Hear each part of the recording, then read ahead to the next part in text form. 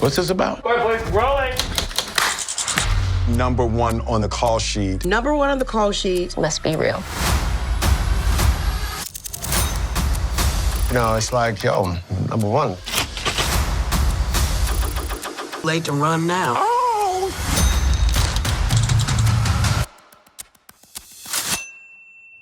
You were number one on the call sheet for that? Yeah, I must have been. You know, how many opportunities I would have to be first means we made it. The actors of now, we don't get here without your Denzels, your Morgans. As an actor, I'm no different from you. But when you see me coming, stand back a little bit more. Where are you at? You're constantly ranking yourself. There is something wonderful about being able to navigate that and still feel like you aren't giving up who you are. That man called us a minority. I ain't taking nothing minor. I'm major, bro. Hello. Hi, yes, how are you? I'm Morgan with Scenes in Color, and thank you for taking the time to speak with me today. And if it's okay, we'll just go ahead and get right started. Awesome. Great. Okay, so number one on the call sheet, the good, the bad, and sometimes the ugly journey that some of the biggest stars took or went on before they got that number one in front of their name on the call sheet. So this question is for both of you. Why now, and what went into getting this series greenlit? Why not now is kind of my response to that. I mean, this is a historic piece in the sense that, first of all, on the women's side, we interviewed 17 Black leading women in Hollywood. There is no other era where we would have had those numbers. And so it's an incredible opportunity. And then it's an opportunity to have a conversation that isn't around promotion, but around the movie business and around each woman and themselves. And to build a story that is not a press junkety thing, but like an intimate interview where we can learn something. And in fact, I learned something new about each one of these women and their journey to being number one. Okay, great. So Reggie, this question is for you.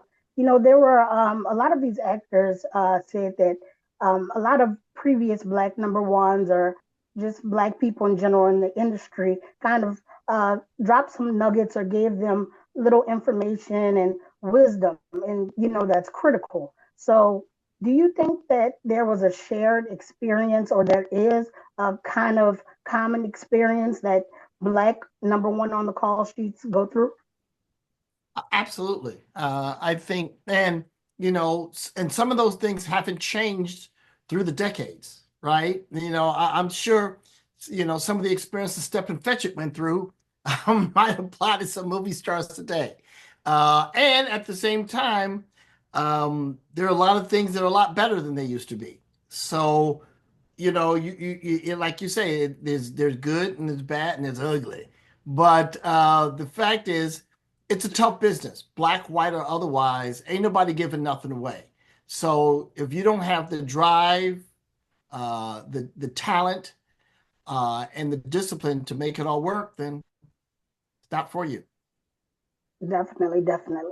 Okay, Shala, this question is for you. So as great as Keke Palmer was in A Killer in the Beat, and as much as we applaud Gabby for Precious, Keke Palmer can also be Katniss Everdeen in the Hunger Games. And Gabby can also be Isabella Swan in Twilight. So how important do you think it is that the people who greenlight these movies open the budget and recognize that Black actors, especially Black women, can translate globally in these lead roles? Yeah, I mean, one of the scenes in the film, we talk, the actresses talk about how limiting kind of the descriptions are sometimes for the characters, and it could tell you who you could be and who you couldn't be, right? And very often the leads were specifically called out in the character descriptions, which would impact casting as white, right? So that means you can only be the best friend, right? And the descriptions around that are...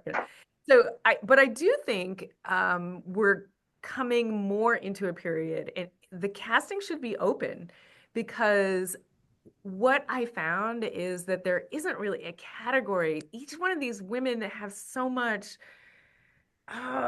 it's like in them, and they would be better suited for various roles. And we should, I think Alfre Woodard says it, we can give all the Kates the Queen of England, and we should be up for all the other roles. Yes, true, Audition. 100%, 100%. Audition, yes. Yeah.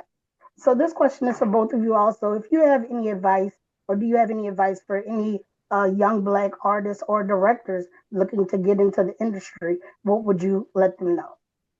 Well, first I'd tell them to watch both parts of number one, the call sheet, because there's a lot of lessons there that I think apply to any part of the entertainment business, or just being successful in life. The second thing is know your craft. So many people are like, well, I got a branding idea and I'm working on my digital profile. It's like, are you good? Are you good? Because you're asking people to give you money. Please be good, right? And after that, just be ready to outwork everybody. And, early's on time. Of course. Shola? Oh my goodness, he hit all the points. I mean, I think also you have to know your business, and knowing your craft is not only how good are you at it, but who came before you? What did they add? Who and what are you going to add to the conversation? You have to know something more than just your own ideas. And I think that's really super important. And as Black people, we definitely have to know who came before us. It means 100%. We're not alone. It's 100%. A different mentality and it's a different mindset. So we can learn from our foremothers and fathers. And I think one of the things, and Reggie just touched on it, this film is really a masterclass in becoming excellent, being excellent. And that translates to almost any field, period, because we should want for ourselves to be number one on our call sheet. Correct. Well, thank you for taking the time out to speak with me on today. And I think that this documentary was very therapeutic for a lot of these actors, just to kind of hear from their peers and people in their village who look like them.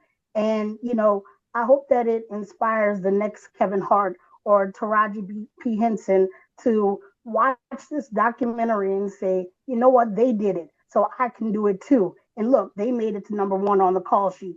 And each and every person who was involved in this film deserves to be happy, feel good about it, and we definitely celebrate you. So thank you. Amen. Thank you. Thank you. Bye-bye. The audience is a huge part of our work, and they need to see themselves. I can't even begin to describe what this is like. This is the moment. We are storytellers. We put asses in seats. Once you get to the top of the mountain, create more mountain. Are you done? With what?